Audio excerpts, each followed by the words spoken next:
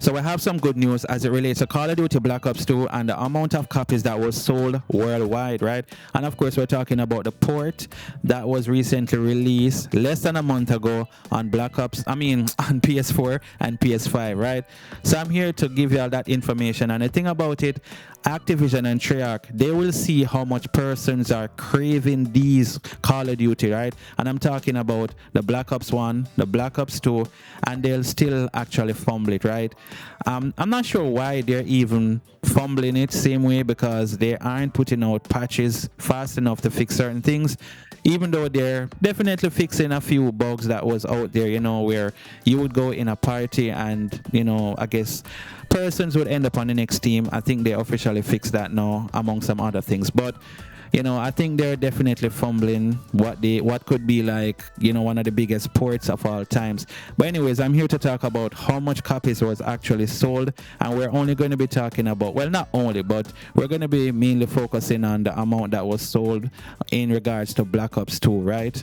Yes, guys, and you just imagine if this was on Xbox One, PC, then the numbers would be like double or maybe triple. But anyways, before I go any further in the topic, don't forget to like this video, don't forget to subscribe if you haven't done so, and make sure y'all turn the notification bell, put it on all, that way you can get notified whenever I post a new video. All right, guys, so let's get to this story. Y'all can let me know what y'all think about these sales numbers. All right, so the story is saying Call of Duty biggest surprise, Black Ops 2 reportedly sells over 8 million copies as fans demand matchmaking fixes.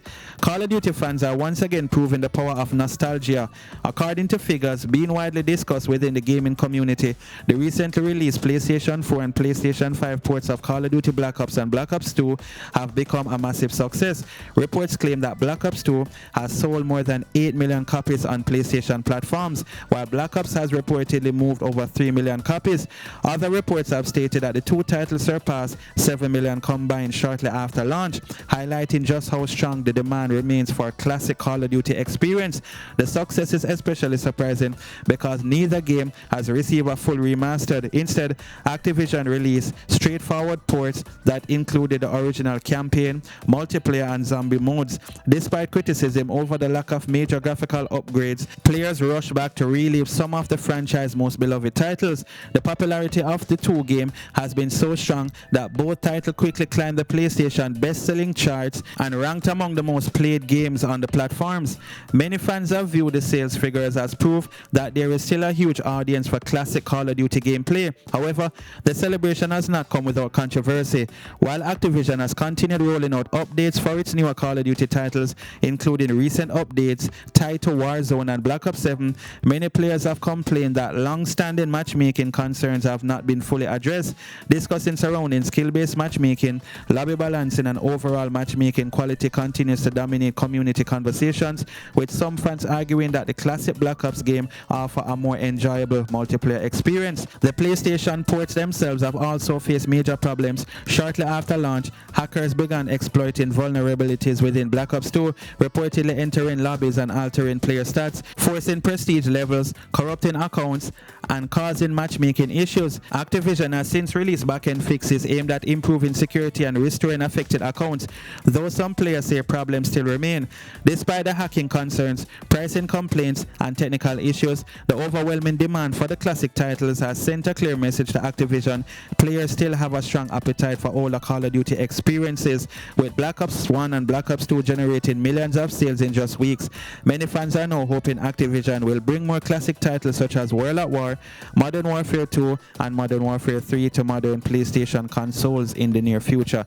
And the thing about it, I wouldn't be surprised if they don't release any more ports, because it seems like Call of Duty is just not in touch to what the player base really wants. If this isn't proof enough, then I do not know what kind of proof they want. And I'm pretty sure if the ports had sold 100 mil within its first week, they would still fumble the bag. They would still find some way to fumble the bag. But the ports are doing well. Black Ops 1 and Black Ops 2 combined on PlayStation 4 and 5, you'd say they moved over 11 mil. Yeah, over 11 million in combined sales, and that's definitely good. And obviously they probably released these because Black Ops 7 wasn't making that much money, so they released it to help pay for whatever they need to pay, or I'm pretty sure that's the reason why they did it. But we're gonna watch and see if they're gonna be releasing Modern Warfare 3 or even World at War, or if they're gonna release it on, and I'm talking about these ports, if they're gonna do a remastered, I should say, and just put it on Xbox, on PC, and I think fans or players would definitely still buy it, and that would be good. Or just redo the port on Xbox. I don't know, because Xbox has this backward compatibility, and PlayStation of course didn't have it. But I guess it's good that PlayStation didn't have it, because see, now the ports is basically bringing in big bucks for Activision, and also it's making a lot of persons would go out and get a PS5, or well, not a PS4, because obviously you would more go for the newer console, but persons would go get the PS5 just because they want to play it without hackers ruining the game, even though hackers is still ending up messing around with lobbies and stuff. But it's definitely not as bad as on Xbox or PC. But anyway, guys, let me know what y'all think in the comment section, and thanks for watching the video. Don't forget to like, share, and subscribe, and I will see you all in the next video. Stay safe. Peace.